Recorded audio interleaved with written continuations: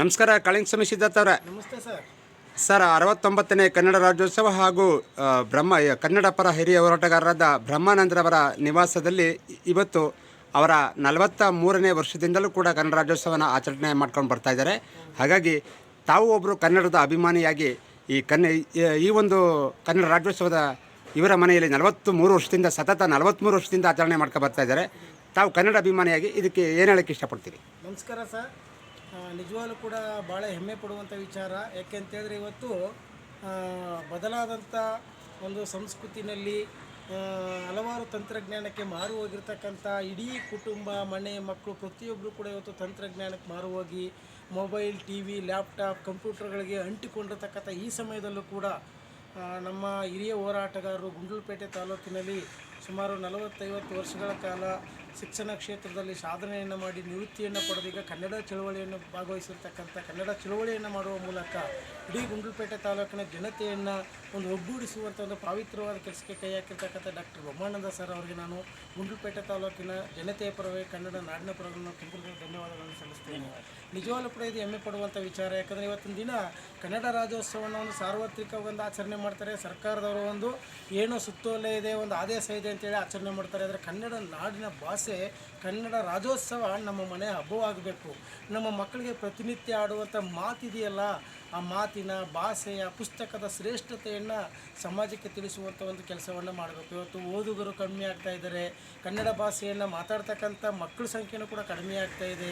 ಇವತ್ತು ವಿದ್ಯಾಭ್ಯಾಸ, ಅಕ್ಷರ ಕಲಿಕೆ ಅಂತಕ್ಕಂಥದ್ದು ಒಂದು ಉದ್ಯೋಗಕ್ಕೋಸ್ಕರವೇ ಆಗಿದೆ ಹೊರತು ಅದು ನಮ್ಮ ಬದುಕಿನ ನೈತಿಕತೆಯನ್ನು ಸಾರುವಂಥದ್ದಾಗಬೇಕು. ಆ ನಿಟ್ಟಿನಲ್ಲಿ ಇವತ್ತು ನಮ್ಮ ಕನ್ನಡ ಶಾಲೆಗಳು ಕೆಲಸ ಮಾಡಬೇಕು ಅಂತಕ್ಕಂಥದ್ದು ನಮ್ಮೆಲ್ಲರ ಉದ್ದೇಶ. ಇವತ್ತು ಕನ್ನಡ ಭಾಷೆಯನ್ನು ಕಲಿತಂಥ ಮಕ್ಕಳಿಗೂ ಕೂಡ ಎಲ್ಲ ಬಹುಕಂಪನಿಗಳಲ್ಲೂ ಕೂಡ ಉದ್ಯೋಗ ಕೊಡುವಂಥ, ಸರ್ಕಾರ ಯೋಜನೆ ಒಳಗಡೆ ಉದ್ಯೋಗ ಕೊಡುವಂಥ ಒಂದು ಕೆಲಸವನ್ನು ಸರ್ಕಾರ ಮಾಡಿದ್ರೆ ನಿಜವಾಗ್ಲೂ ಕೂಡ ಕನ್ನಡ ಕಲಿಯೋದ್ರಲ್ಲಿ ಮಕ್ಕಳು ಭಾಳ ಆಸಕ್ತಿಯನ್ನು ವಹಿಸ್ತಾರೆ.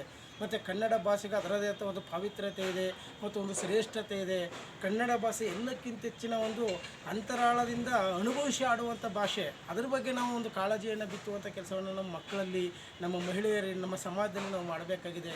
ಇಂಥ ಕೆಲಸವನ್ನು ಇವತ್ತು ನೋಡಿ ಸಾರ್ವತ್ರಿಕವಾಗಿ ಯಾರದೋ ಮಧ್ಯದಲ್ಲಿ ಒಂದು ಆಚರಣೆ ಮಾಡೋಕ್ಕಿಂತ ತಮ್ಮ ಸ್ವತಃ ಖರ್ಚಿನಲ್ಲಿ ತಮ್ಮ ಬರುವಂಥ ಸಂಬಳದ ಒಂದು ಭಾಗವನ್ನು ಪ್ರತಿ ವರ್ಷವೂ ಕೂಡ ರಾಜ್ಯೋತ್ಸವಕ್ಕೆ ಮೀಸಲಾಗಿರುವ ಮೂಲಕ ಹಲವಾರು ಗಣ್ಯರನ್ನು, ಹಲವಾರು ಕನ್ನಡ ಭಾಷಿಕರನ್ನು, ಪುಸ್ತಕ ಬರಹಗಾರನ, ಪ್ರೇಮಿಗಳನ್ನು ಪ್ರತಿಯೊಬ್ಬರೂ ಕೂಡ ಕರೆಸಿ ಅವ್ರಿಗೊಂದು ಅಭಿನಂದನೆ ಸಲ್ಲಿಸುವ ಮೂಲಕ ನೋಡಿ ಇಂಥ ವಿಶೇಷವಾದ ರಾಜ್ಯೋತ್ಸವವನ್ನು ಆಚರಿಸ್ತಾ ಇರೋದು ನಿಜವಾಗ್ಲೂ ಕೂಡ ಇದು ಒಂದು ಹೆಮ್ಮೆ ಪಡುವಂಥ ವಿಚಾರ. ಸರ್, ನಿಮ್ಮ ಕುಟುಂಬಕ್ಕೆ, ನಿಮ್ಮ ಮಕ್ಕಳಿಗೆ, ನಿಮ್ಮ ಮನೆಯವರಿಗೆ ಆಯುಸ್ ಆರೋಗ್ಯವನ್ನು ಕೊಟ್ಟು ಈ ರಾಜ್ಯೋತ್ಸವವನ್ನು ಇನ್ನೂ ಕೂಡ ತುಂಬ ಚೆನ್ನಾಗಿ ಮಾಡ್ಕೊಂಡು ಹೋಗಿ ಸರ್. ಇದು ನಿಜವಾಗ್ಲೂ ಕೂಡ ಯಾರ ಮೆಚ್ಚುಗೆಗಲ್ಲ, ನಿಮ್ಮ ಮನಸ್ಸಿನ ಸಂತೋಷಕ್ಕಾಗಿ ನೀವು ಮಾಡ್ತಾಯಿದ್ದೀರಾ. ನಿಮ್ಮ ಸಂತೋಷ ಜೊತೆಗೆ ನಾವು ಇರ್ತೇವೆ ಅಂತಕ್ಕಂಥ ಮಾತನ್ನು ಹೇಳ್ತಾ ನಾನು ಡಾಕ್ಟರ್ ಬ್ರಹ್ಮಾನಂದ ಸರ್ ಅವರಿಗೆ ವಿಶೇಷವಾಗಿ ಈ ನಾಡಿನ ಜನತೆ ಪರವಾಗಿ ನನ್ನ ಹೃದಯಾಂತರಾಳದ ನಮಸ್ಕಾರನ ಸಲ್ಲಿಸ್ತಾ ಇದ್ದೇನೆ.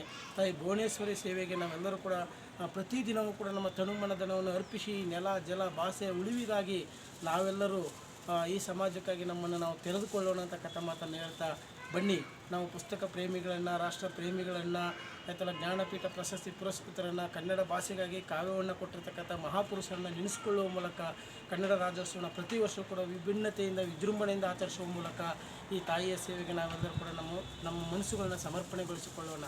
ಭಾಳ ಹೆಮ್ಮೆ ಆಗ್ತಾ ಇದೆ ರಾಜೇಶ್. ಪೌರ ಕಾರ್ಮಿಕರಿಗೂ ನೋಡಿ ಕಸ ಗುಡಿಸುವಂಥ ಒಬ್ಬ ಪೌರ ಕಾರ್ಮಿಕರಿಗೂ ಕೂಡ ಸನ್ಮಾನವನ್ನು ಮಾಡುವ ಮೂಲಕ ಕಟ್ಟಕಡೆಯ ವ್ಯಕ್ತಿಗಳನ್ನು ಕೂಡ ಗೌರವಿಸುವ ಮೂಲಕ ರಾಜ್ಯೋತ್ಸವವನ್ನು ಆಚರಿಸ್ತಾ ಇರ್ತಕ್ಕಂಥದ್ದು ನಿಜವಾಗ್ಲೂ ಇದು ಒಂದು ವಿಶೇಷ ಅಂತಕ್ಕಂಥ ಮಾತನ್ನು ಹೇಳ್ತಾ ಭಾಳ ಸಂತೋಷ ಆಗ್ತಾ ಇದೆ.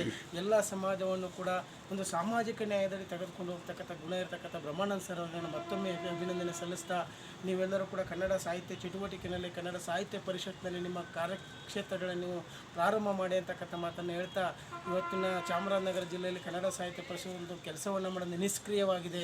ಇಂಥ ಸಮಯದಲ್ಲಿ ನಿಮ್ಮಂಥ ಚಳುವಳಿಗಾರರು ಆ ಕ್ಷೇತ್ರಕ್ಕೆ ಬರಬೇಕು ಅಂತಕ್ಕಂಥ ಮಾತನ್ನು ಈ ಸಮಯದಲ್ಲಿ ಹೇಳ್ತಾ ನನ್ನನ್ನು ಕೂಡ ಈ ಸಮಯದಲ್ಲಿ ಕರೆಸಿ ಈ ರಾಜ್ಯೋತ್ಸವದಲ್ಲಿ ಭಾಗವಹಿಸಲಿಕ್ಕೆ ಅವಕಾಶ ಮಾಡಿಕೊಟ್ಟಂಥ ನಿಮ್ಮೆಲ್ಲರಿಗೂ ನಾನು ಧನ್ಯವಾದ ತಿಳಿಸ್ತೀನಿ. Thank you sir. ಧನ್ಯವಾದ.